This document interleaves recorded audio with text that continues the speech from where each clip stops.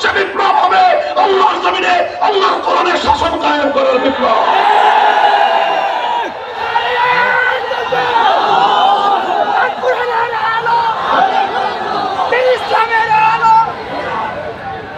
তাহলে তাগুত কাকে বললাম? যেই গায়রুল্লাহ আল্লাহর আসনে বসে, যেই গায়রুল্লাহকে আল্লাহর আসনে বসানো হয় তাকেই বলা হয় তাগুত। যেমন দৃষ্টান্ত দিলে ভালো করে বুঝবেন, এই মহাবিশ্বের মধ্যে ইবাদতের একমাত্র মালিক কে? লা ইলাহা ইল্লাল্লাহ, নাই কোনো মাবুদ এক আল্লাহ ছাড়া। সমস্ত ইবাদতের মালিক কে?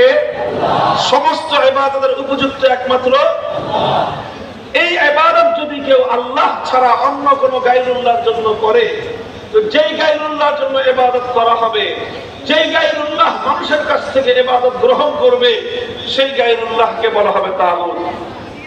যেরকম সেই যুগে লাত, মানাত, উজ্জা, হুবল এই সকল দেবতার পূজা মানুষ করত, অথচ ইবাদত করা উচিত একমাত্র কার জন্য?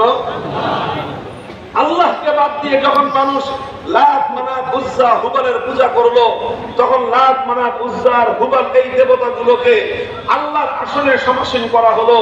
গায়রুল্লাহকে যখন আল্লাহর আসনে বসানো হয়, তখন সেই গায়রুল্লাহকে বলা হয় তাগুত। এটাকে বলা হয় তাগুত। আর এই ইবাদতের মধ্যে ইবাদত এটা একমাত্র নির্ধারিত কার জন্য? যেই বিষয়টা আল্লাহর জন্য এককভাবে নির্ধারিত, সেটাকে আল্লাহর জন্যই নির্ধারিত রাখা, এটার নাম হলো তাওহীদ। এর নাম কি? তাওহীদ। তাহলে একমাত্র আল্লাহর জন্য ইবাদত করা, এটাকে বলা হয় তাওহীদ ফিল ইবাদত। এটা হলো তাওহীদ ফিল ইবাদত। ইবাদতের মধ্যে আল্লাহর একত্ববাদ।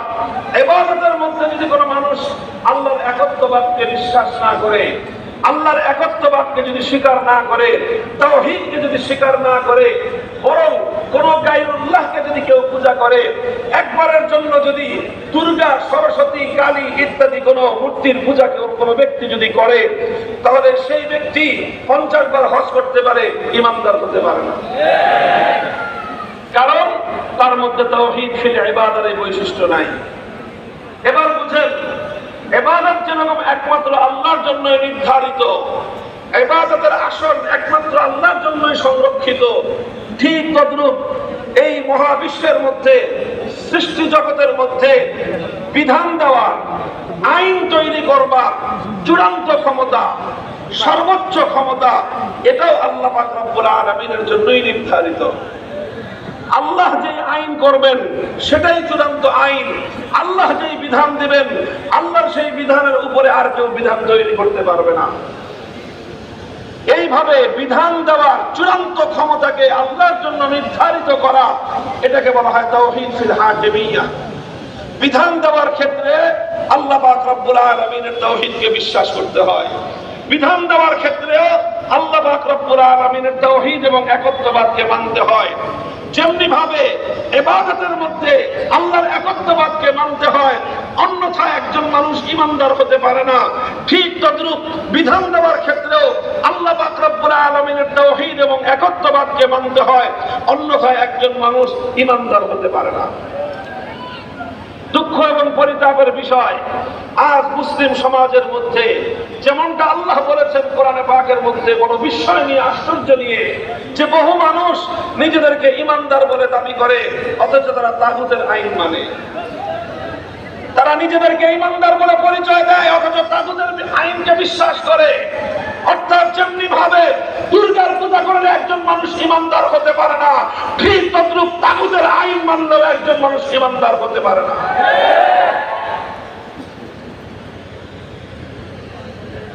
কথাটা লক্ষ্য করে বুঝেন যে আইন তৈরি করবার সর্বোচ্চ ক্ষমতা কার?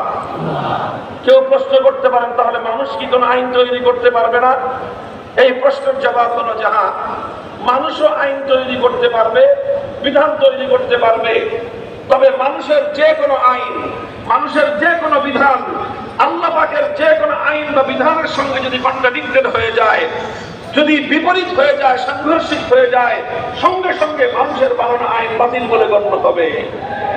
মানুষ আইন তৈরি করতে পারে, তবে আল্লাহর আইনের অধীনে থেকে মানুষ আইন তৈরি করতে পারে। আল্লাহর আইনের বাইরে গিয়ে দুনিয়ার কোন মানুষের জন্য আইন তৈরি করবার অধিকার নাই। যারা আল্লাহর আইনের বাইরে গিয়ে আইন তৈরি করবে তারা নিজেরা আল্লাহর আসনে নিজেদেরকে বসবার দাবি করবে, আর যে নিজেকে আল্লাহর আসনে অধিষ্ঠিত করবে তাকেই বলা হয় তাগুত। যে নিজেকে বলবে আল্লাহকে বাদ দিয়ে আমার পূজা করো, সে যেরকম তাগুত। যে ব্যক্তি আল্লাহর আইনের বিরুদ্ধে আইন তৈরি করবে সেও সমপর্যায়ের তাগুত। যেমনি ভাবে মহাবিশ্বের মধ্যে আল্লাহকে ছাড়া অন্য কেউ ইবাদত চাইতে পারে না, ঠিক তেমনি ভাবে সৃষ্টি জগতের মধ্যে আল্লাহর আইনের বাইরে গিয়ে অন্য কেউ আইন তৈরি করতে পারে না। যারাই আইন তৈরি করবে আল্লাহর আইনের বিরুদ্ধে তাদেরকেই বলা হবে তাগুত। যদি কোনো বাদশা আল্লাহর আইনের বিরুদ্ধে আইন তৈরি করে সেই বাদশাকে বলা হবে তাগুত। যদি কোনো রাষ্ট্রপতি আল্লাহর আইনের বিরুদ্ধে আইন তৈরি করে সেই রাষ্ট্রপতিকে বলা হবে তাগুত।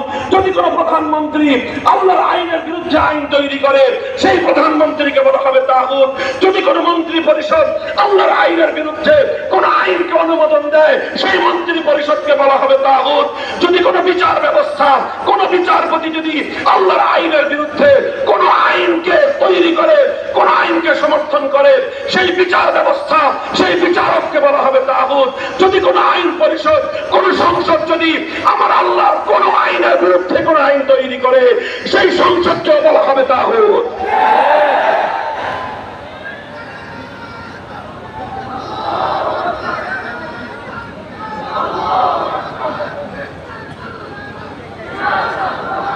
এই বিষয়টা বুঝবার